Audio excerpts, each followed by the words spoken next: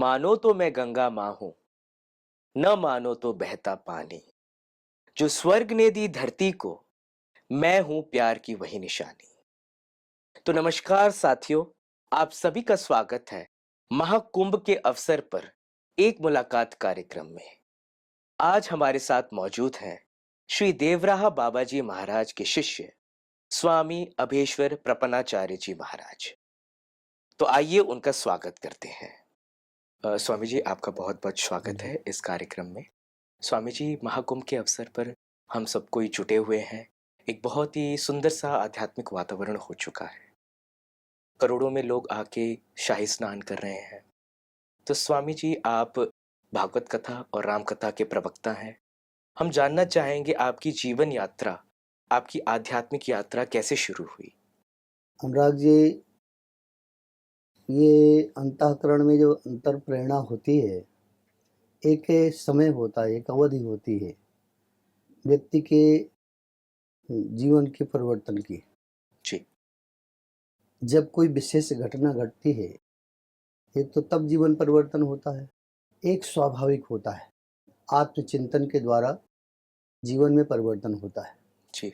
जब सामाजिक परिवेश को, व्यवहार को जब हम आप देखते हैं और उसको अपने अंतरात्मा में चिंतन करते हैं, तो ये एक तुलनात्मक अध्ययन होता है अपने से ही कि हम कहाँ जा रहे हैं, हमें कहाँ जाना चाहिए, हम्म। हम आए किस लिए हैं और कर क्या रहे हैं। जी। इसका आत्मचिंतन प्रत्येक मानव को करना चाहिए, क्योंकि मानव को ही आत्मचिंतन करने का अधिकार है, जी। अन्य प्राणियों को नहीं है। जी। हम आप विवेकशील हैं, हम आप अपने विवेक के द्वारा आत्मचिंतन करके और हम एक आध्यात्मिक ऊर्जा को एकत्रित करके भगवत प्राप्ति कर सकते हैं। तो ये परिवर्तन कैसे हुआ, ये तो बयान करना बड़ा कठिन है, जी महाराज जी। क्योंकि वो घटना जो घटती है तो उसमें हम ये बता नहीं सकते हैं कि ये किस समय कैसे ये घटना घटी और कब क्या उसका परिवर्तन हुआ। वो एकदम अचानक से हो जाता है। अचानक से होता है। जी।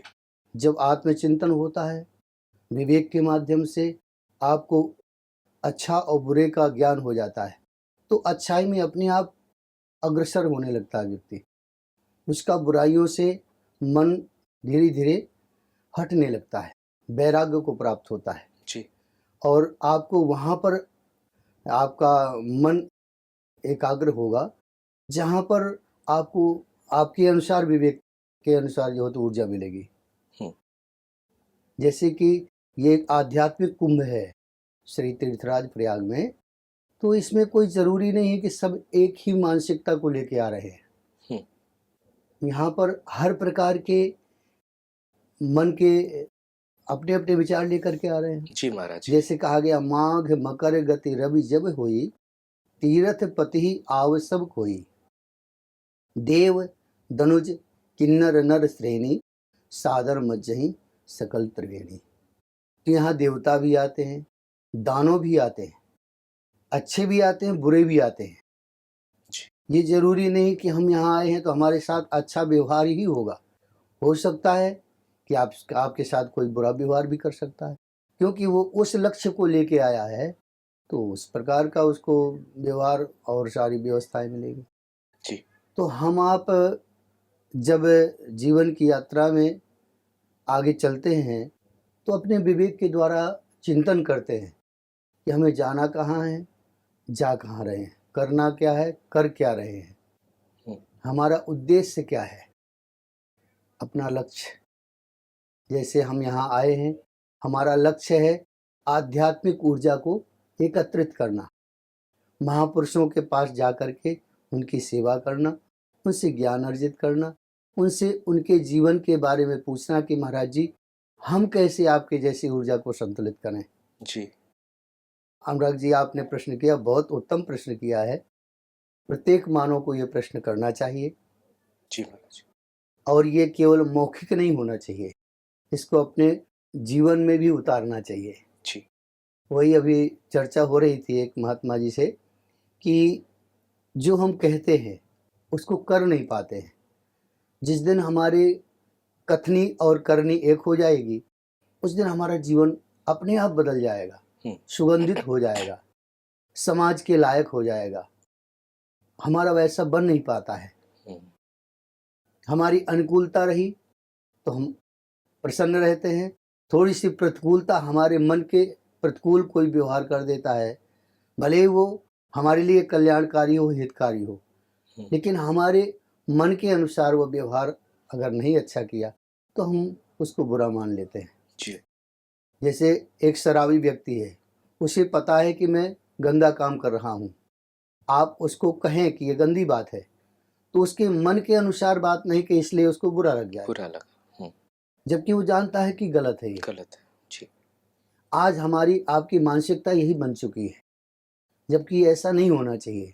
अगर कोई हमें सही मार्गदर्शन देता है तो हमारे में अगर बुराई है, उस बुराई को हटा करके हमें उसके शिक्षा को ग्रहण करना चाहिए। जी। वो नहीं हो रहा है। आजकल के समय में माता पिता गुरुजन जो भी शिक्षा देते हैं, बालक उसको मानने को तैयार नहीं है। वो कहता है कि आप क्या जाने, आप पढ़े लिखे कम हैं, आप शिक्षित कम हैं। ऐसा उनके सामने ऐसे प्रश्न कर देते हैं, बेचारे वो मूक हो जाते हैं, कुछ नहीं बोल पाते। भाई अब तुम्हें मानना है नहीं है, क्या कर सकते हैं। तो आज यहाँ मेला में भी, इस कुंभ नगरी तीर्थराज प्रयाग में भी हम आप वही देखते हैं। अगर हम कथनी और करनी को एक कर दें, एक करते हैं तो वास्तविक में गुलाब की तरह सुगंधी हो जाएगा हमारा सुगंधित हो जीवन। जाएगा। जी। फिर किसी को कहना नहीं पड़ेगा कि हम अच्छे हैं, किसी को कहना नहीं पड़ेगा कि हम महान हैं, किसी को कहना नहीं पड़ेगा कि हमें प्रणाम करो, किसी को कहना नहीं पड़ेगा कि हमारे पास आओ।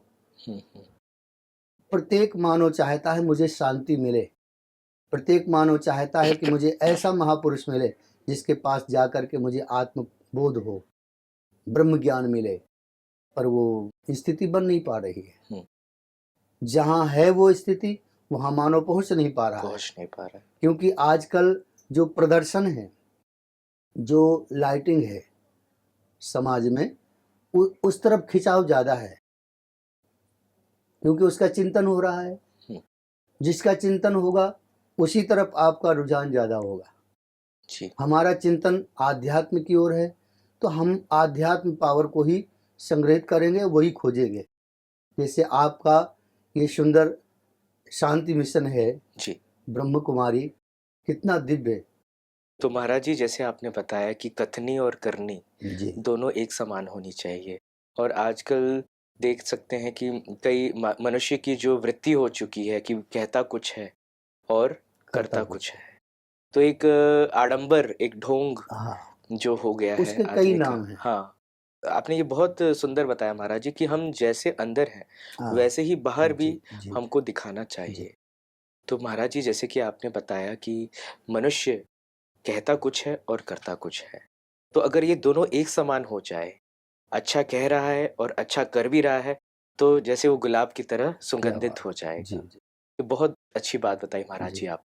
और महाराज जी, जैसे कुंभ से रिलेटेड पूछना चाहूँगा कि आज से 20-25 साल पहले जिस प्रकार से कुंभ होता था और अभी जिस प्रकार से हो रहा है, तो इन दोनों में क्या फ़र्क है?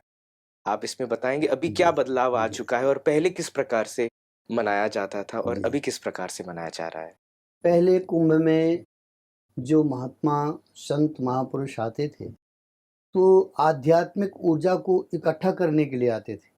लेकिन अब आज के समय में देखें तो आध्यात्मिक ऊर्जा नहीं, आर्थिक ऊर्जा को संग्रहित करने के लिए आते हैं। आप समझ रहे हैं? जी। क्योंकि तीर्थराज प्रयाग के खजाने में तो 4 पदार्थ है ना, अर्थ, धर्म, काम, मोक्ष। जी। अर्थ, अगर अर्थार्थी अर्थ की इच्छा से आता है तो तीर्थराज प्रयाग अर्थ भी उसके भंडारे में खूब भर देते हैं। धर्मार्थी धर्म के उद्देश्य से आता है तो धर्मात्मा बन जाता है। कामार्थी कोई कामना लेकर के आता, उसकी कामनाओं की पूर्ति होती है। मोक्षार्थी मोक्ष को प्राप्त करता है। तो यहाँ पर सारे वस्तुएं हैं, लौकिक और या परमार्थिक भी। जी। पर हमारा उद्देश्य क्या है? हम यहाँ आए हुए हैं अर्थ संग्रहित करने के लिए। ऐसे नहीं हैं, बहुत से ऐसे महापुरुष हैं जो कुटिया बना करके केवल आध्यात्मिक भाव में डूबे हुए हैं, चिंतन में डूबे हुए हैं। लेकिन हम आज के 30 वर्ष पहले अगर जाएं, उस समय न इतनी फैसिलिटी थी, न इतनी आधुनिकता थी, कम से कम संसाधनों में, और हम केवल साधना के उद्देश्य से आते थे। कल्पवासी आते थे तो वो बेचारे बिल्कुल भाव में डूबे रहते थे। नियम पूर्वक गंगा जी में स्नान करना, अपने दैनिक दिनचर्या जो थी आध्यात्मिक थी पूरी। लेकिन अब क्या है, अब सारे महात्मा भक्तगण केवल आधुनिक वस्तुओं को देखने के लिए कि जहाँ ज़्यादा चमक धमक होगा वहाँ भीड़ ज़्यादा होगी, जहाँ चमक धमक कम है वहाँ भीड़ नहीं होगी। तो हमारी आपकी मानसिकता में ये भर गया है कि जहाँ ज़्यादा तामझाम है, जहाँ ज़्यादा व्यवस्थाएं हैं, वो ज़्यादा उत्तम कोटि के महापुरुष हैं। जबकि ऐसा नहीं है। वो पहले की ऊर्जा को संग्रहित करके बैठे हैं, उसी को वो वितरण कर रहे हैं। यहाँ ऊर्जा प्राप्त नहीं कर रहे हैं। लेकिन जो कुछ ऐसे महात्मा हैं जो ऊर्जावान हैं और यहाँ आकर के अपने मानसिक कल्पना के द्वारा सबको आशीर्वाद दे रहे हैं, और उन्हीं के आशीर्वाद से ही ये कुंभ, ये जो सुंदर कार्यक्रम हो रहे हैं, सब उन्हीं की कृपा से हो रहे हैं। इन महापुरुषों की कृपा से नहीं हो रहे हैं जो तामझाम फैलाए बैठे हैं। उनकी कृपा से हो रहे हैं जो गंगा के तट पर और फक्कड़ बनकर के केवल भजन में लगे हुए हैं। ना उन्हें अर्थ चाहिए, ना आपकी किसी संसाधन की आवश्यकता है, ना कोई व्यवस्था चाहिए। केवल वो आए हैं भजन करने के लिए और समाज को एक पावर देने के लिए कि जो भी आए दर्शन करे, दर्शन मात्र से ही समाज के अंदर वो माने शक्ति आ जाएगी। ऐसे ऐसे महापुरुष, मतलब वो अपने गंगा तपस्या, किनारे तपस्या जी कर जी रहे जी हैं जी बिना जी किसी स्वार्थ के, जी जी निस्वार्थ भाव से, और एक पूरी ऊर्जा दे रहे हैं ऊर्जा दे रहे संसार हैं। को। पहले भी ना तो लाइट थी, संत महात्मा कल्पवासी आते थे, झोपड़ी में रहते थे, भजन करते थे, गंगा स्नान करते थे। सत्संग भी होता था तो कोई माइक नहीं होता था। ऐसा नहीं होता था कि माइक लगे हुए हैं और कथा, ऐसा भी नहीं होता था। पहले तो केवल वास्तविक सत्संग होता था कि ऐसे बैठे हुए हैं और बैठ करके बस एक दूसरे से प्रश्नोत्तर हो रहा है, आध्यात्मिक कथाएं चल रही हैं।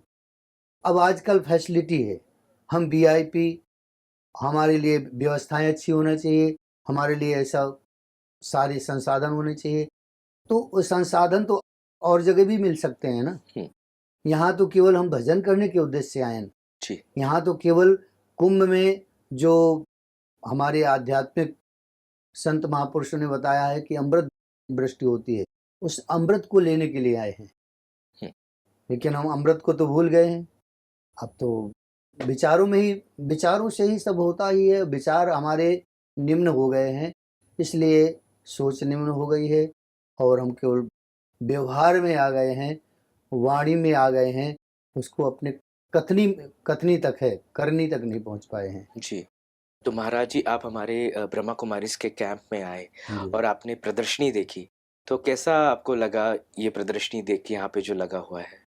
ये समाज के लिए बहुत ही मार्गदर्शक का विषय है और आपने बहुत अच्छा बनाया है। यहाँ आकर के हमें खुद कई चीज़ें ऐसी मिली जिससे कि कुछ अपने को भी प्राप्त हुआ कि जैसे कि समाज किस प्रकार उसको व्यवहार करना चाहिए और जा कहाँ रहा है, माता पिता के प्रति कैसा व्यवहार किया जा रहा है, अपने से बड़ों के प्रति कैसा व्यवहार किया जा रहा है, कैसा होना चाहिए। यानी थोड़ी थोड़ी बात पर केवल हमारा उद्देश्य है सामने वाले का शोषण करना, और शोषण करना ही सबसे बड़ा पाप है।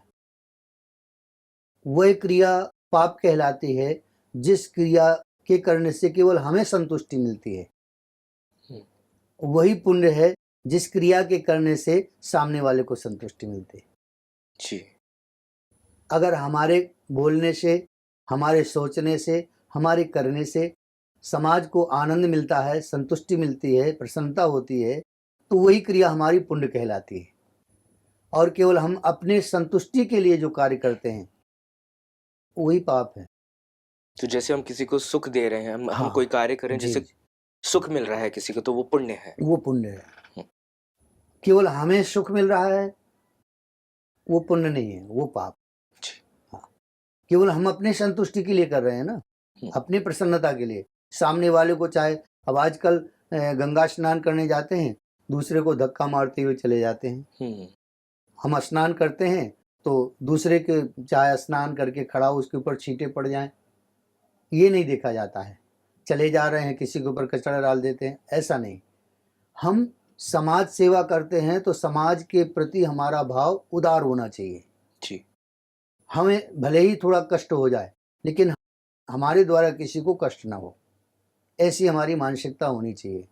अगर इस आध्यात्मिक नगरी में आए हैं तो यहाँ से हमको ये लेकर के ही जाना चाहिए, हर व्यक्ति को, हर मानव को, कि हम यहाँ से ये हमारी सोच बन करके जाए कि आज के बाद हम मन में संकल्प लेते हैं कि जो भी हमारा कार्य हमारे द्वारा होगा वो समाज के हित के लिए होगा, जीव के हित के लिए होगा। चाहे वृक्ष हो, चाहे कोई जीव हो, चाहे हमारे माता पिता हो, हम प्रत्येक की सेवा का भाव लेकर के यहाँ से जाएं। और हमारे महापुरुषों ने कहा है, हमारे पूज्य महापुरुषों ने यही कहा है कि परहित सरिस धर्म नहीं भाई, पर पीड़ा सम नहीं अगमाई। परोपकार के समान कोई धर्म नहीं है और पर पीड़ा के समान कोई पाप नहीं है। जी महाराज जी। इसलिए हमारा आपका उद्देश्य बस यही होना चाहिए कि सेवा और सुमिरन। जी। सेवा शरीर के द्वारा करें, सुमिरन मन के द्वारा करें। अब माला लेकर के बैठ जाएं, सामने अगर माता पिता बेचारे भूखे बैठे हैं तो आपका सुमिरन फलदायी नहीं हो सकता है। जी। आप सेवा करते हुए और फिर अगर मन से भजन कर रहे हैं, वो उत्तम कोटि का सुमिरन कहलाता है, वो परमात्मा को बहुत प्रिय है। जी। हाँ, सेवा करते हुए सेवा करते हुए जी, जैसा आप ये श्री ब्रह्म कुमारी में अपने में होता है, जैसे ब्रह्मा कुमारी में है, इसमें सेवा भी है, सुमिरन भी है। सुमिरन किसी को दिखता नहीं है, सेवा दिखती है। सेवा दिखना चाहिए, सुमिरन दिखना नहीं चाहिए। सुमिरन अंतर से होना चाहिए। और सेवा, सेवा तो सामने से जब करेंगे तो सेवा होगी। तो इसका उद्देश्य, ब्रह्मा कुमारी का उद्देश्य ही यही है कि सारे जगत के जितनी भी आत्माएं हैं सबको आत्म शांति मिले। हमारी सेवा ऐसी हो कि सबको आत्मज्ञान मिले, सुमार्ग मिले और सब सुमार्ग पर चल करके अपने लक्ष्य को प्राप्त हो। जी। हम सेवा करें, सुमिरन करें। सुमिरन किसका करें? जो हमें परमात्मा का सुमिरन बताया गया है, अपने गुरु प्रदत्त। गुरुदेव ने जो हमें सुमिरन का मंत्र दिया है, उस मंत्र को हम अंतर मन से सुमिरन करें और बाह्य रूप से शरीर के द्वारा समाज की सेवा करें। जी। बस जी महाराज। यही मूल मंत्र है। और इस मंत्र को जिसने धारण कर लिया वो वास्तविक में भगवत स्वरूप हो गया, जी। जगत के लिए पूजनीय हो गया। जी। हाँ, जी संत महाराज। यही करते हैं, जी। मन से सुमिरन, तन से सेवा। कोई आया भूखा प्यासा, उसको भोजन प्रसादी पवा दिया, अपनी सामर्थ्य जो है हमारे पास है तो खिला दिया, नहीं है तो भैया जल पिला दिया, और मन से सुमिरन हो रहा है। जी। तो दोनों जरूरी है। हाँ, तन से सेवा और मन से हमारे भगवान का सुमिरन। आध्यात्म में 3 प्रकार के मार्ग बताए गए हैं। जी महाराज। एक मार्ग कर्म योग का है, दूसरा मार्ग है ज्ञान योग का जिसको सांख्य योग कहते हैं, तीसरा मार्ग है भक्ति योग। जी। इन 3 मार्गों से चल करके हम भगवत प्राप्ति कर सकते हैं। ज्ञान मार्ग अत्यंत कठिन है। कर्म योग कहते हैं कर्म करते हुए और सुमिरन करो भगवत, माने महापुरुषों ने जैसा पहले किया है। जी। भक्ति मार्ग है कि भक्ति योग में है कि आप समर्पण हो जाइए। अनन्यास चिंतयन्तो माम ये जनाः पर्युपास्ते तेषां नित्याभियुक्तानां योगक्षेमं वहाम्यहम्। भगवान कहते हैं अनन्य भाव से जब जीव मुझे समर्पित हो जाता है तो मैं उसके योग क्षेम की व्यवस्था स्वयं करता हूँ। जैसे एक छोटा सा बालक जब समर्पण है उसका माँ के प्रति, अब माँ को कब दुग्ध पिलाना है, कब उसको स्नान कराना है, कब क्या खिलाना है, ये माँ जाने। ऐसा समर्पण, ये इसको भक्ति योग कहते हैं। जी। ऐसा हो जाए तो फिर कोई टेंशन नहीं है, जी, वो छोटे बच्चे को कोई चिंता नहीं है, कोई माँ चिंता नहीं, संभाल रही है माँ उसको। संभाल रही है। हम्म, ये हो गया भक्ति योग। जी, कर्म योग है कि समाज के जीव मात्र की सेवा करते हुए और परमात्मा से उसका सीधा संबंध है, स्मरण जुड़ा हुआ है। जी, ठीक है, जी, ये हो गया कर्म योग। कर्मी, ज्ञान योग वो है कि आत्मचिंतन में डूबा हुआ बैठा हुआ है, वो आत्मचिंतन कर रहा है, अपने आत्मबोध को प्रकाशित कर रहा है। जी, ये ज्ञान ज्ञान मार्ग है। जी महाराज जी, तो हम ज्ञान मार्ग से चलना बड़ा कठिन है। ज्ञान मार्गी को भगवत प्राप्ति बहुत कम होती है, क्योंकि उसका मार्ग बहुत बहुत बारीक है, बहुत संभलना पड़ता है उसको। कर्मयोगी अगर सुचारू रूप से समाज की सेवा करते हुए भगवत स्मरण कर रहा है तो उसको भगवत प्राप्ति हो जाती है। लेकिन भक्ति योग को, जो भक्ति योगी है उसको तो 100% भगवत प्राप्ति होनी ही होनी है, होनी ही होनी है। जी, क्योंकि समर्पण है, समर्पण है। वो भगवत आश्रित हो चुका है, उसका आश्रय परमात्मा है, उसका आश्रय गुरुदेव है। आपसे बहुत अच्छा लगा बात करके, आपने इतनी सारी ज्ञान की बातें हमारे साथ साझा की। आप हमारे कार्यक्रम में आए महाराज जी, आपका बहुत बहुत शुक्रिया। धन्यवाद। ओम शांति। जय श्रीमन नारायण। तो साथियों, जैसा कि आपने सुना, महाराज जी ने बताया कि मनुष्य की कथनी और करनी दोनों एक समान होनी चाहिए, और जब उसकी कथनी और करनी एक समान हो जाती है तो वो एक गुलाब की तरह सुगंधित हो जाता है। और हमारे पूर्वजों के टाइम पे जिस प्रकार से कुंभ मनाया जाता था, एक भक्ति का माहौल होता था, भजन होता था, कीर्तन होता था, गंगा किनारे तपस्या होती थी, उसी प्रकार हमें भी इस महाकुंभ के पर्व को मनाना चाहिए, जिससे हमारा जीवन सुखमय और शांतिमय हो जाएगा। तो साथियों, आपसे इजाजत लेते हैं, फिर अगले कार्यक्रम में एक नए मेहमान के साथ मिलेंगे, एक नई महान आत्मा के साथ मिलेंगे। शुक्रिया, नमस्कार।